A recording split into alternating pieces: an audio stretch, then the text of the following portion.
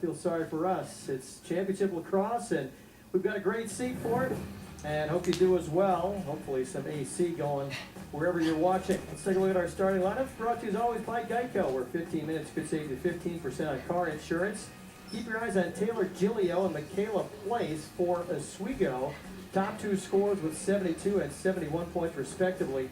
Taylor Kempney, who we talked about in the Open, 136 points, 109 goals this year, 181 draw control, 62 ground balls, the all-everything player for Carthage on her way to Syracuse University, just across town from here next season. Starting goaltenders, a freshman for the Carthage Comets. Rebecca Abbott has won the starting goalie job for Carthage over the last few games, has played very well. 16 saves in the semifinals. She gave up 16 goals, but 16 saves to get the victory for the freshman. On the other side, Taylor Bowman, who was an Under Armour All-American in her own right for Oswego, 51% her save percentage, and really in her junior season, asserting control of that Buccaneer defense. Coaches also kind of opposite ends of the spectrum. Very experienced Sue Gallagher in her 13th year at Carthage, 200 wins and 5 straight sectional titles, not all of them in Class B. Laura Berger, in her 3rd season at Oswego, former Buccaneer herself, has really gotten that program on track. 30 wins and 2 consecutive appearances in the sectional final. And now, down to the field to check in for another heat update, our sidelines reporter, Danny Liedtke. Hey, thanks, Mark. I talked with both coaches about the weather and the temperature. Oswego's perspective, they shortened the warm-up time. Also, Coach Gallagher from Carthage mentioned, hey, both teams might have to slow it down a bit, which she kind of likes that scenario. They're not the run-and-gun team in the past. They like to be a little bit more methodical. The real story is the temperature on the field. Up here, it's about 92 degrees, but when you come down to the field, this thermometer here, 140 degrees on the field. I feel it on the bottom of my feet. This is very, very warm to the touch. Just to give you some perspective, if you cook the steak, 135 degrees is a perfect medium rare. I don't know how you know that, Danny, but very good. Appreciate that. Yeah, it is definitely hot and not quite June yet. And just amazing the contrast. A couple of weeks ago, cold and rainy, and that's what you get here. And how are these teams going to adapt, you think? I mean, in Carthage, I don't know if it gets this hot all summer. Yeah, teams really have to take into account all the weather. As they mentioned on the field, the run and gun just won't work in this scenario. You really have to be methodical with your passes and your possessions, and really make sure you take care of the ball much, much more than in normal weather. I guess we shouldn't complain considering the spring we've had. At least the sun is shining, and it appears as if we're going to have an interruption-free Championship Tuesday. As I mentioned, 3 games on tap today and tonight. The Class C final is right after this one. That's Skinny Atlas and CBA, a rematch of last year. And the Class A final is the nightcap, West Genesee and Baldwinsville, as the Wildcats go for their 5th consecutive crown in the big school division. The Buccaneers very excited to be here. I mentioned they started the year 0-5. I played a lot of Class A teams, a real tough early schedule, but Laura Berger says her junior class really kept them on track. And I mentioned Taylor Gilio and Michaela Place. They're 2 of those juniors. Yeah, a lot of times, starting off with that harder schedule does pay off, but you really need to give a lot of credit to the coach for, putting that faith in the girls that they will be able to persevere through that and will be successful, and that all of the work that they put off against those, Class A teams will pay off in the long run. You look at their early schedule. They played Liverpool a couple of times, actually. Lost twice to the Warriors. So they do have some experience on this field. Lost 10-5 here back on April 11th. So they did play some bigger schools, and as I mentioned, they've also finished relatively strong, 8-4 over the last 12 games. A couple of 2-goal wins, or a 2-goal win rather in the semifinals. They actually played your alma mater, CNS, in their regular season finale. Lost 13-11, so not bad, playing a bigger school. CNS had a lot of success with this year, so it's a good way to end the season. Carthage Comets, 12-6 their record, and that's why they were the 4th seed Coach Sue Gallagher talking with her this morning said they also started a little bit slow. A very young team, only 4 seniors on this roster. Had some injuries as well, and so one of her players went on a 3-week vacation right at the beginning of the season with a parent who had just returned from serving overseas. So they had their challenges, but they've also come together, gotten most of those kids back from injury, and the team, when they're young at the start of the year, they're much older at the end of the year. But 3 freshman starters or significant contributors for Sue Gallagher, she said that's pretty rare. Yeah, and that speaks a lot to the future of this program as well. They can carry along this experience into the next coming years and continue to find the success that has come to Carthage. And Carthage, a team that plays West Genesee just about every year now. We get a game like that, and certainly like to use that as a measuring stick. The Wildcats will be here later tonight as a top seed in Class A. But, you're talking about Carthage as a number 4 seed. I don't think anybody really considered them that much of an underdog. Do you? No, not in this game. Maybe getting here could have been a tougher road for them, but now that they're here, they can use the experience that they've had in the last couple years, even though they do have, those 4 younger starters. But, Sue Gallagher has been here, her assistants have been here, and all those upperclassmen have been here, and they can really use that experience to their advantage during this game. There's Kayla Kempney on your left, Michaela Place, who I mentioned, on your right, in the draw circle, as we get this Class B championship underway.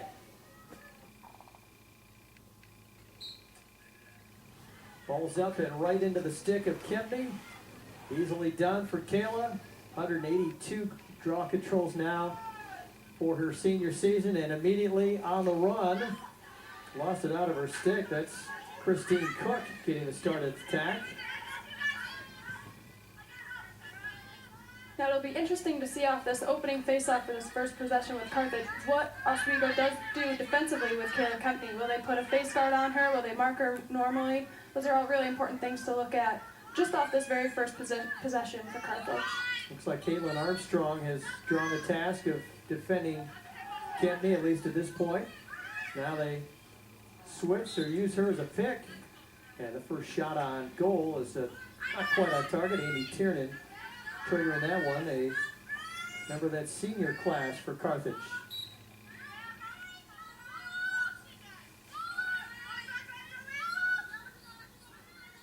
I mentioned the Comets with 5 consecutive sectional titles, the last 2 in Class C.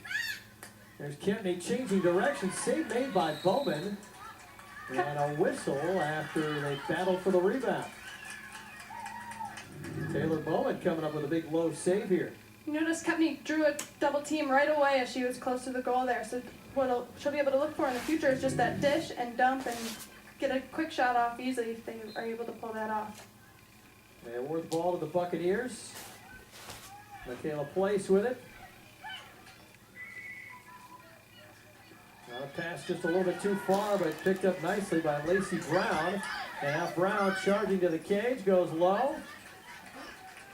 Abbott may have gotten a piece of that as it ends up out of bounds, backed up by Alexa Healy.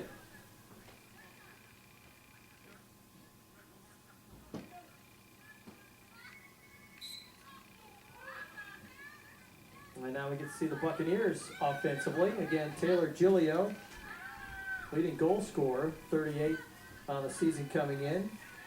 Michaela Place leads in assists. This is Place with it on the far side. Giglio, like Kempney, wears the number 1.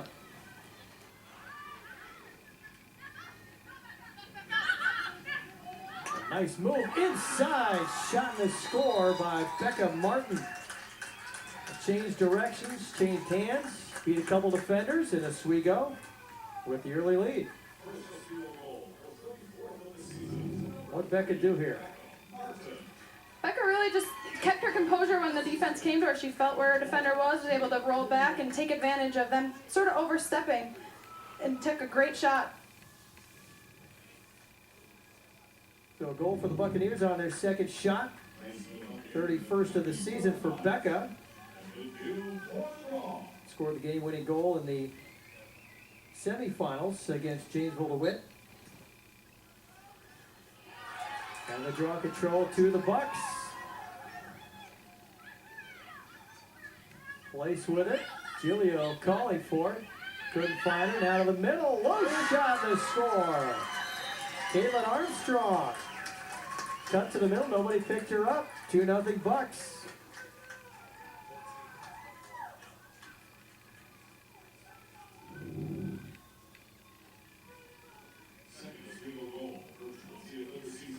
Defense a little mixed up there. What'd you think? Yeah, great finish by Oswego there. Defense really just caught off guard.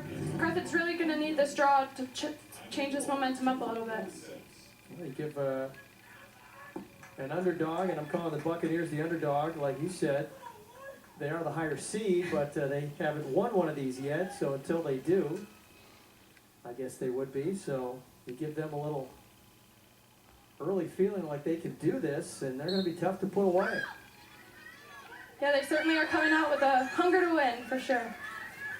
Coming up with that crucial draw control just to keep their momentum here. There's Giglio with it.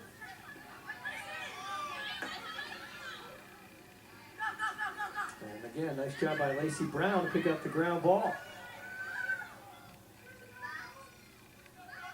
It's Amy Tiernan defending Giglio. And as she draws the double, dumps it, ball gets away. Picked up by Becca again. Inside, score! 3 in a row for the Buccaneers. That's Sam McCarrick. 3 different players scoring. And we're what, 3.5 minutes in? 3-0 Oswego.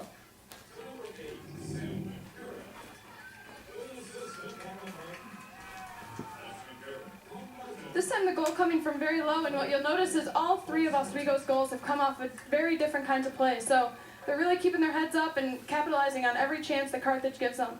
So Carthage taking a timeout here. Hopefully we'll be regrouping and looking to gain the momentum back off this ensuing draw control. Well, for Carthage, a disastrous start as McCarrick notches her 19th.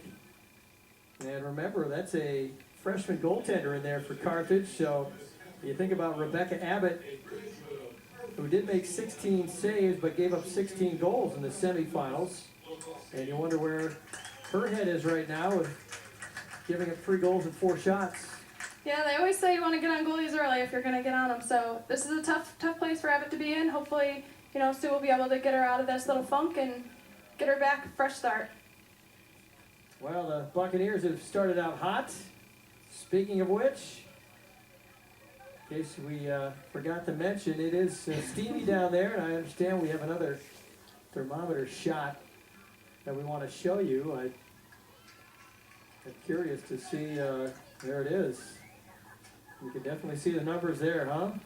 Yeah, these temperatures are brutal. I mean, playing on this field, your feet are on fire, you're just obviously very hot. It's a whole different element to take into account when you're playing in this kind of heat. All right, so Kayla Kempney and the Comets trailing by 3 as we check in again with Danny Lika downstairs. Thanks, Mark. Just tucked into the Carthage timeout. Really, the theme was defensively, they've got to improve their on-the-ball pressure. They're sitting back and letting Oswego dictate the tempo of this game. Coach wants them to increase the on-the-ball pressure, create some turnovers, and then offensively just stick with their opportunities. All right, we'll see if Kayla can start it off with draw control, which she does. Great win for Carthage there. They really needed that. Oh, but she tried to pass it off. Becca Martin stole it out of the air. Now it's checked out of her stick. But that draws a whistle, so Oswego will have it at midfield. Yep, that check went into her head, so that was why that was ruled a illegal check. And Oswego will maintain possession here. Well, Laura Bircher's team off to a tremendous start. And Taylor Giglio hasn't scored yet. Cut to the middle, and a shot just wide left by Armstrong. Had a step on her defender.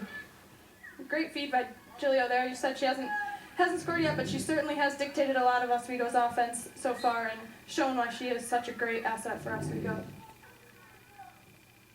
And now Armstrong going to feed from behind the cage. That one a little bit errant, the pass picked off by Tiernan. Now the Comets look to run it down the field. Here's Christine Cook being chased by Gilio and Armstrong. Gives it up in the middle and a whistle. That was Alyssa Kidder, made the nice catch, and she'll get a free position shot from the 8-meter arc. Kidder has that low option here. She could take. Goes high, Bowman goes with it.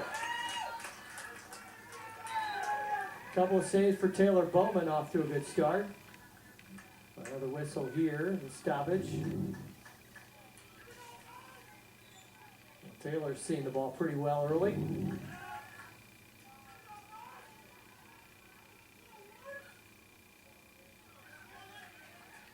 Get it to Place. Place gives it up. Gilio's got some open field. Ducks inside, changes hands, and draws a whistle. So Taylor, 8-meter arc, free position, and a chance to go up 4-0. Gilio smart. She saw the lower defender sliding up to her, kept the ball when she could have passed it off, earning the 8-meter shot here. Gilio shoots. And the ball knocked down in front, still being fought for. Picked up by Martin. That was a big stop for Rebecca Abbott. She needed that one. Gilio feeds it inside. Armstrong didn't get the shot off. Toward the boundary. Last touched by... Not much of a signal there. I guess Carthage touched it last.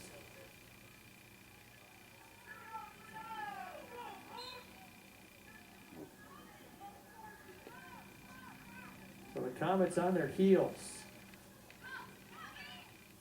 Sectional titles each of the last 5 seasons. Last year made it all the way to the state championship game and lost by 1 goal. That was in the Class C ranks.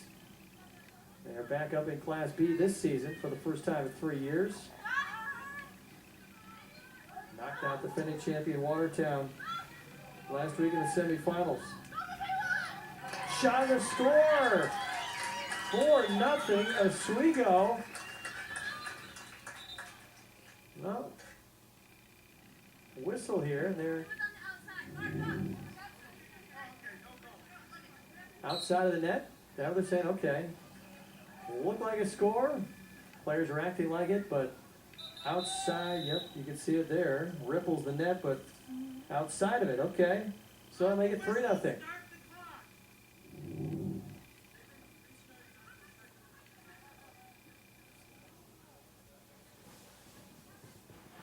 Let's see the heat waves making their way through the picture. The heat is rising off the surface of this field.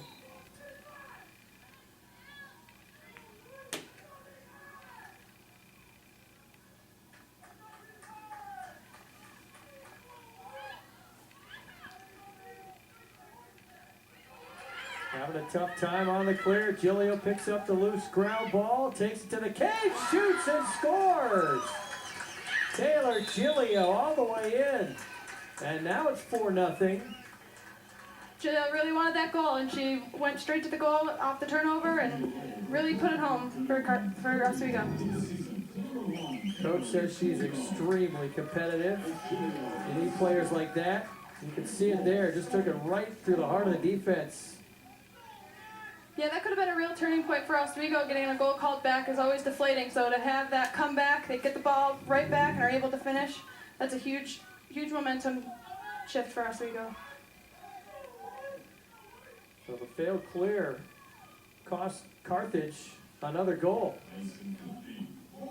And now they're in danger of falling behind a little bit too far, down by 4.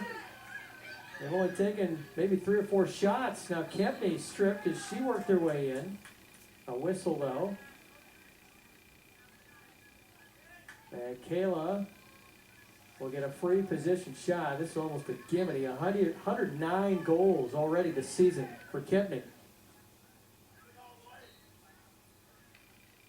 That shot wide. Taylor Bowman's getting in their head already. She's got a couple of saves. Yeah, Carthage really should look to take this possession and make sure they finish strong on it, and really looking for a goal, get a little momentum back, and get themselves feeling like they can be in this game.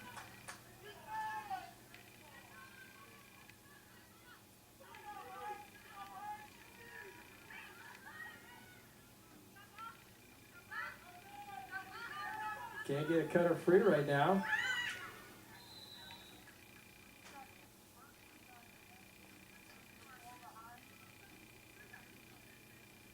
You know what that whistle's for? Didn't appear as if she was making a move to shoot. Let's see. They're going to line her up at the 8-meter arc. Christine Cook. Cook goes high. Bowman snags it out of the air. Another great save by Bowman. She's really, like you said, getting in Carthage head, it seems early, and going to take that confidence into the next few minutes here. Well, her first save was a low save off shot by Kempney. They've tried to go high on her a couple of times, and she's been right there.